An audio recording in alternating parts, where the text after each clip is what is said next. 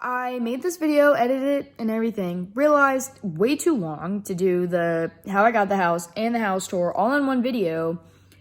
So I'm gonna break it up into two videos. So the first video is gonna be how I got the house. Second video is gonna be the house tour.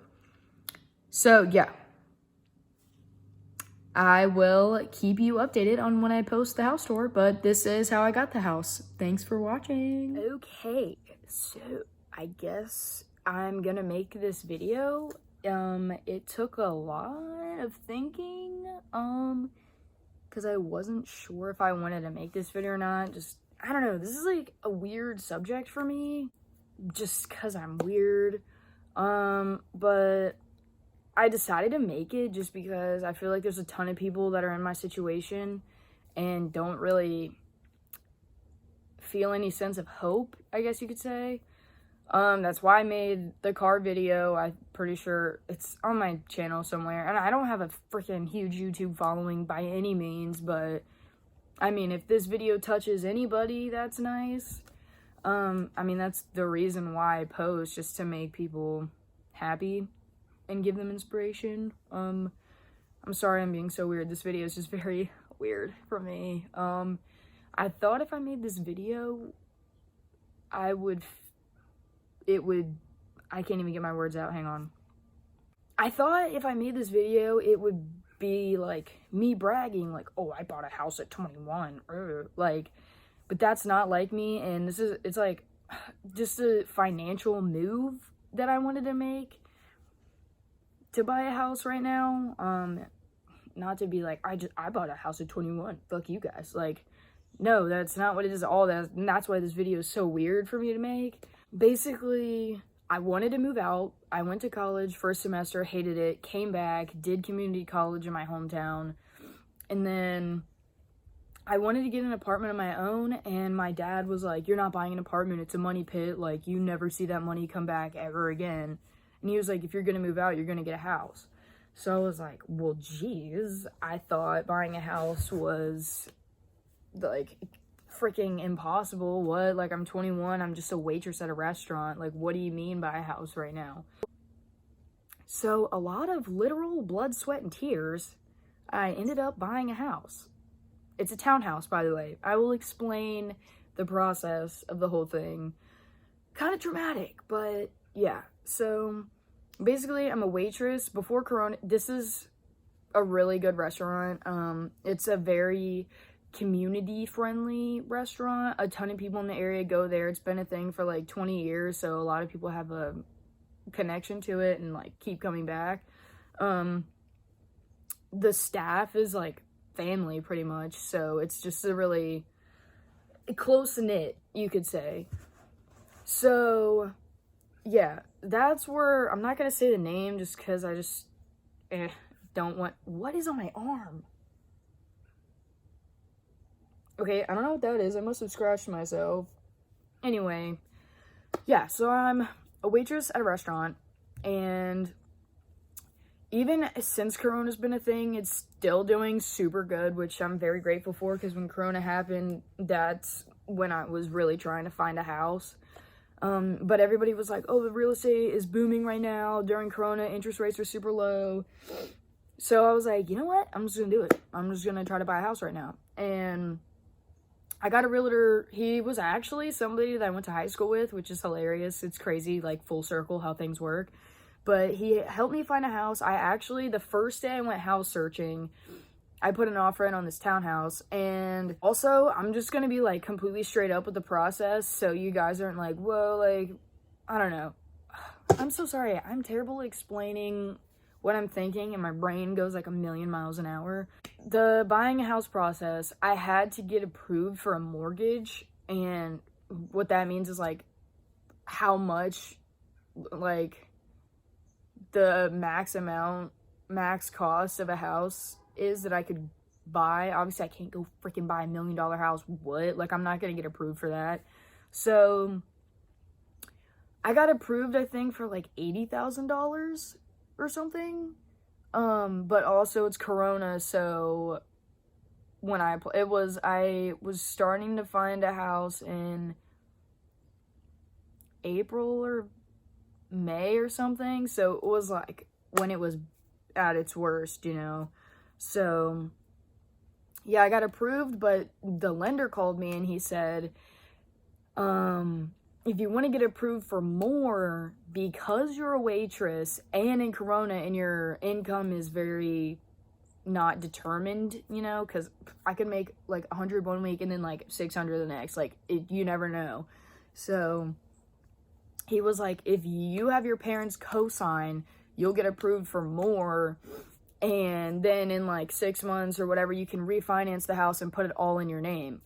So that's what I did, just to get approved for more, because I knew I could afford it. Like, I work every day, I work really hard, and I've always been financially smart with my money. Just past things that have happened, I'm just like terrified to not have money saved up. That's not really a subject I feel like comfortable talking about, because it's like not anybody else's business, but like my family's, you know. So I mean, it's bittersweet, but it's helped me be financially smart, I feel like. So I decided to have my parents co-sign, because I didn't want to wait till Corona was over, because like I have no idea when that's gonna happen. So I decided to have my parents co-sign, and we went and looked for houses, and I decided I could either get a really crappy house for my budget or get a really decent townhouse. So I decided to get a townhouse, and at first I was super against getting a townhouse, because I was like, I don't want people beside me. Like, what if I'm loud one night or have like a party and then they like hear me? But I decided it would be smarter just to go and buy a townhouse, because it would be a lot nicer than an actual single family house in the area that I live, in like the area that I wanted to live in. So my realtor found this townhouse, and we went and saw it, and I was like, oh my gosh, I need to put an offer in it now. So I put an offer in, and it was such a nice townhouse that the listing agent, I think that's what you would call it, they said that they're closing all offers by like that Sunday, and I'm pretty sure I put the offer in on Friday, and it was super stressful because I wanted this townhouse so bad. So yeah, I offered a lot. I think I offered like 5,000 more, just because I wanted to be sure that I was gonna get this townhouse. And I was at work, and I got a phone call from my realtor saying like, hey, like, they accepted your offer, there were 7 other offers, and like yours was picked. I started crying. I was like, oh my gosh, like no way, like I didn't think I was actually gonna get it. Ew, I feel weird talking about, like, I haven't like relived this. Then the process of actually buying the house was really stressful, because I was supposed to close in like 3 weeks on the house, but then it turned into like a month or like a month and a half. And I thought that the owners, like the people who lived here before me, were gonna like say, screw it, we're just gonna find somebody else, like they're taking too long to close on the house, because they needed so much information, so much other stuff was going wrong. And then I was like going back and forth in my head, should I have just gotten an apartment, like I could still have a lot of money saved, like whatever. And then everybody was like, well, in the end, like it'll be worth it, because it's like you own it, like equity and stuff. So I just was hoping that this was the right thing. But yeah, when everything started going wrong, I was like, oh my gosh, just freaking out, like overthinking everything. But yeah, so I hope that this is helping y'all. I'm 22 now, by the way, but I bought the house. My birthday's in November. I turned 22 in November, so literally like this month. But I moved in August, so I lived here for like a few months when I was 21, and then like just turned 22. It's just weird, I guess, being a homeowner at 20, like young, because like I'm just a really humble person, and like that's why I just keep reiterating, like, this video's not to brag, this video is for people who really think that there's like no hope, because like that's how I felt. I don't know why I'm about to cry. Oh my gosh, I just felt so stuck. And when I bought a car, that was like the most exciting freaking moment of my life, because I was like, oh my gosh, like I've been driving these crappy cars, and like now I finally have a car. And then I just like saved up more money, and then finally got to the point where I could buy a freaking house. And I don't know, when you start, I wouldn't even call this like succeeding, because like I haven't by far. Like I just bought a house, like that's nothing to say I like made it over, because I didn't. I'm still a waitress at the same restaurant, so like I just have a house. But people are gonna be weird about it. People are definitely gonna be weird. It's very true. Like I follow a bunch of success accounts on Instagram and stuff just for inspiration and motivation, but he's so distracting. I'm so sorry. I'm trying to have a serious conversation right now. I'm trying to have a serious conversation, Simba. I'm trying to have a serious conversation. Whoops! Almost knocked him over. Yeah, so what I was saying, people are definitely gonna be weird about it. I've kind of been butthurt sometimes. Just, oh, I was talking about freaking success accounts on Instagram. Okay, so half of them are like, people are gonna hate you when you succeed and like all this stuff. And I was like, oh, I don't think, like, people that know me, like, I don't really think that. Like, I mean, they know who I am as a person, like, whatever. And then you kind of start to realize, like, the true side of people. And it's gonna hurt your feelings, because I'm dealing with this now. Kind of butthurt about the way that people have been acting about it. I highly doubt anybody that like I'm thinking in my head is ever gonna watch this freaking video, but I'm not gonna say where I was. I'm just gonna say what happened. But I was somewhere and I heard someone tell someone, talking to them about how I bought a house, and then they said it's not like she did it by herself though, and said it like that. And I'm not confrontational at all, but was I pissed? I was so pissed. I was just so hurt. I was like, wow, like, I really, like, have respect for you. And, like, you're gonna go and, like, talk like that? Like, you don't know what I went through to, like, get this. Like, what? Like, I busted my ass to be able to freaking buy a house. What?